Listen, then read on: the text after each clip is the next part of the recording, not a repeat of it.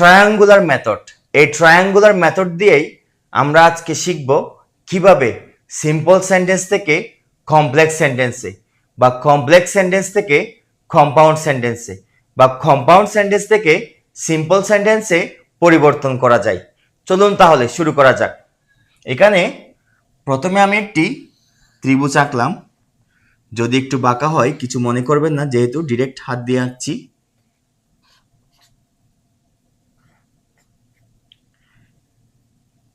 তিনটা বক্স আঁকলাম, একটা বক্স, দুইটা বক্স,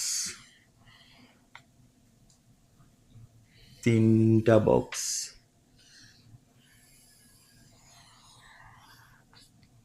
তো এখানে আমি লিখলাম সিম্পল।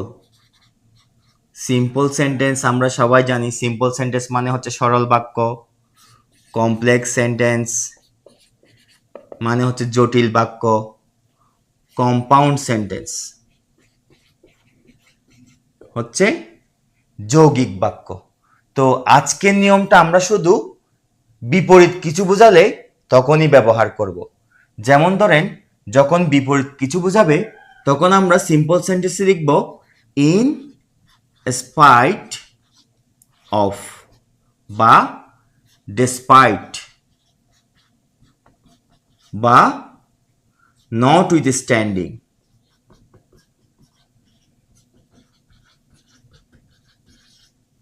আর কমপ্লেক্স সেন্টেন্সে বিপরীত কিছু বোঝালে আমরা লিখব দো বা অলদো।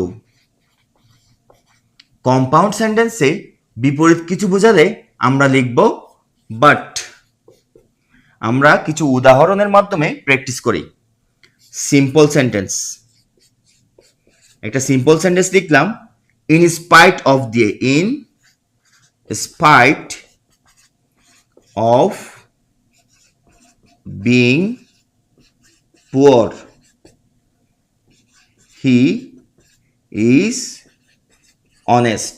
দেখেন, in spite of এরপরে being আসছে, poor লিখেছি, he is honest। তার মানে কি গরিব হওয়া সত্ত্বেও সে সৎ। এখানে poor এটার বিপরীত হচ্ছে কি honest। তো ইন স্পাইট অফ বিং, বিংটা হচ্ছে একটি জেরেন্ট আর সাবজেক্ট হচ্ছে একটা এবং ভার্ব হচ্ছে একটা। এখানে সিম্পল সেন্টেন্সে ইন স্পাইট অফ লিখতে পারবেন বা ডিসপাইট লিখতে পারবেন।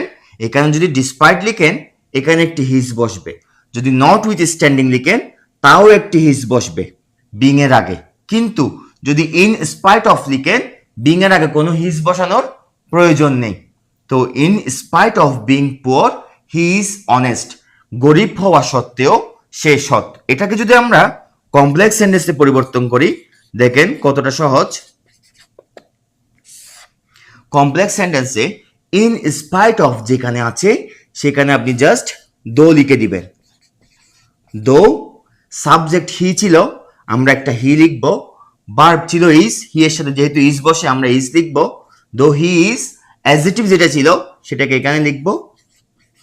বাকি অংশটুকু যেরকম ছিল ঠিক সেভাবেই আমরা এখানে বসিয়ে দিব। এরপরে কম্পাউন্ড সেন্টেন্স। কম্পাউন্ড সেন্টেন্সে জাস্ট দো যেখানে থাকবে সেটিকে কেটে দিয়ে আপনি বাকি অংশটুকু এখানে লিখে ফেলবেন। হি ইজ পুয়ার। এই যে কমা আছে, কমার জায়গায় এখানে একটা বাট বসাবেন। বাকি অংশটুকু সেম সেম এখানে লিখে দিবেন। He is honest. Though he is poor he is honest, যদিও সে গরিব সে হয় সৎ বা সে সৎ। এরপর কম্পাউন্ড সেন্টেন্সে he is poor but he is honest, সে গরিব কিন্তু সে সৎ। তো কম্পাউন্ড সেন্টেন্সে এখানে একটি সাবজেক্ট, দুটো সাবজেক্ট থাকবে এবং দুটো ভার্ব থাকবে। কিন্তু কমপ্লেক্স সেন্টেন্সে একটি সাবঅর্ডিনেট ক্লজ থাকবে, একটি প্রিন্সিপাল ক্লজ থাকবে। তার মানে কমপ্লেক্স সেন্টেন্সে দুটো ক্লজ থাকবে আর কম্পাউন্ড সেন্টেন্সে দুটো সাবজেক্ট এবং দুটো ভার্ব থাকবে। আশা করি আপনারা সবাই বুঝতে পেরেছেন। এখানে যখন বিপরীত কিছু বোঝাবে শুধুমাত্র সেক্ষেত্রেই আমরা এই ফরম্যাটটি আমরা অনুসরণ করব বা এই নিয়মগুলো বা এই মেথডটি আমরা অনুসরণ করব। আশা করি আপনারা সবাই বুঝতে পেরেছেন। ধন্যবাদ।